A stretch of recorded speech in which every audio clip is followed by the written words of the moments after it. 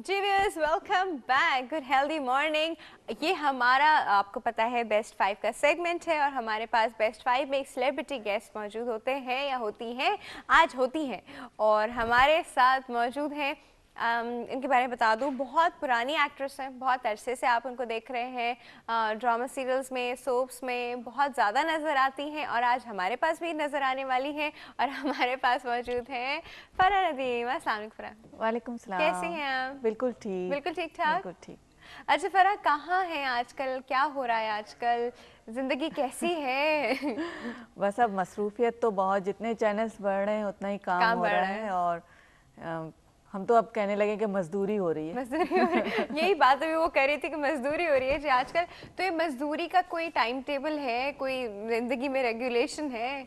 हाँ, लेकिन देखें जब एक फैमिली लाइफ होती है तो उसी हिसाब से काम भी किया जाता है और इसमें लकीली हम लोग को चॉइस होती है। एक तो होता है ना, एक टेबल वर्क होता है कि आपका डेली रूटीन है कि आपको सुबह से 8 से 6 जाना ही जाना है। लेकिन हमारे पास ये चॉइस है कि हमने जब काम करना है तो हम सेलेक्ट करें कि हाँ काम करना है, और जब ऑफ करना है तो हम 2-3 महीने ऑफ भी ले लेते हैं। बिल्कुल। अच्छा, तो आप कितना ऑफ लेती हैं फरहा?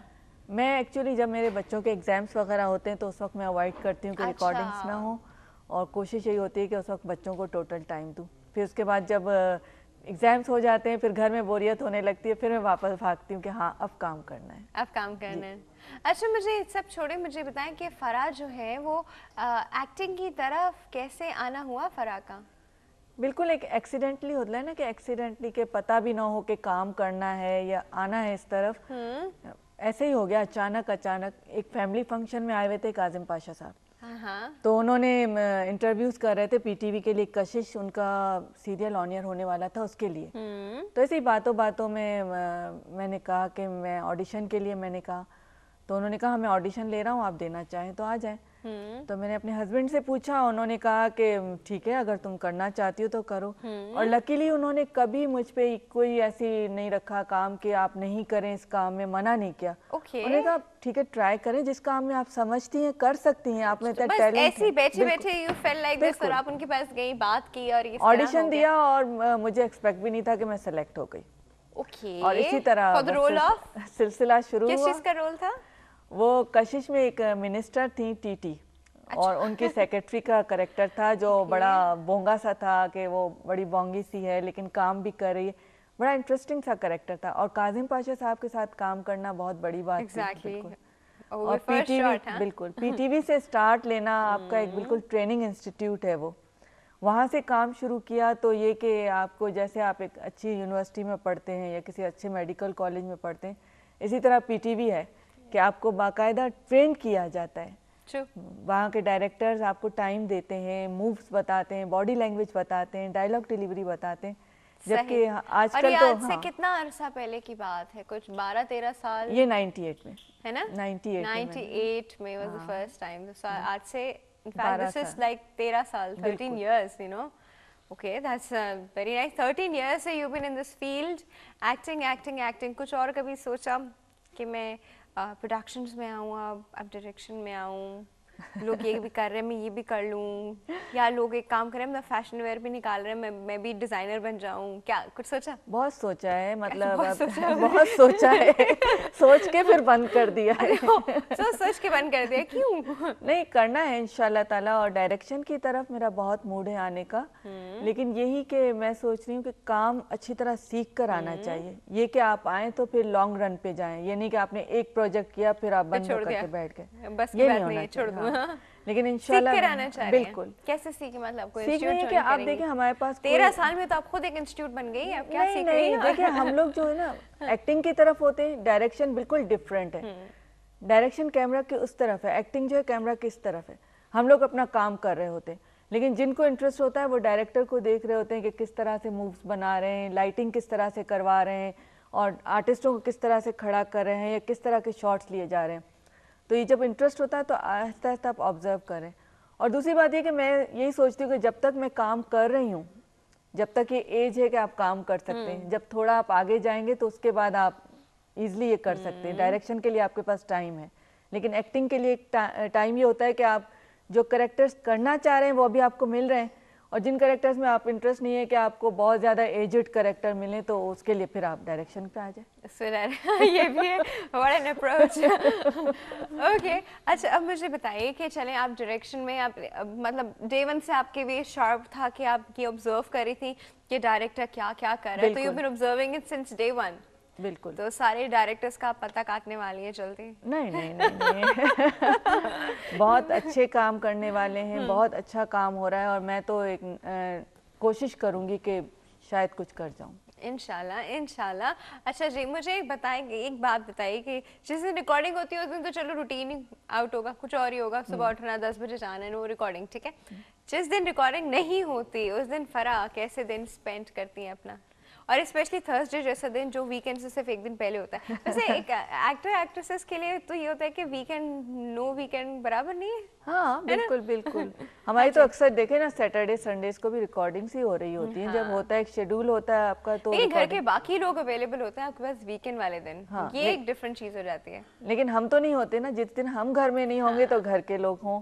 ये तो है। लेकिन जब हमें टाइम होता है, ये मैं ज़्यादातर अपनी एक्सरसाइज, जिम और फिर बच्चों के लिए अच्छे अच्छे खाने बनाना, उनके इंटरेस्ट की चीज़ें बनाना, ये सब कुछ करना होता है। अच्छा, बच्चे मम्मा को कितना सपोर्ट करते हैं कि हाँ मम्मा आप चलिए जाए, मम्मा हम खुद कर लेंगे, ऐसा करते हैं? देखिए माशाल्लाह 12-13 साल बहुत लंबा पीरियड है, उसमें सब मेरा भी एक रूटीन सेट हो चुका है। मुझे पता है कि मेरी टाइमिंग्स किस तरह से मुझे मैनेज करने, अगर मुझे जाना है तो अपने चीज़ें, अपना खाना, जो भी बच्चों का सब किस तरह तैयार करना है, किस तरह रखना है, तो वो तो एक पूरा आदमी एक टाइम टेबल बन जाता है। और इसी तरह जब आप घर में रहने लगे तो फिर वो डिफरेंट शेड्यूल हो जाता है, फिर इजी हो जाता है। फिर 12-1 बजे के क्या जिस दिन घर में स्पेंड करना वो कैसा होता है?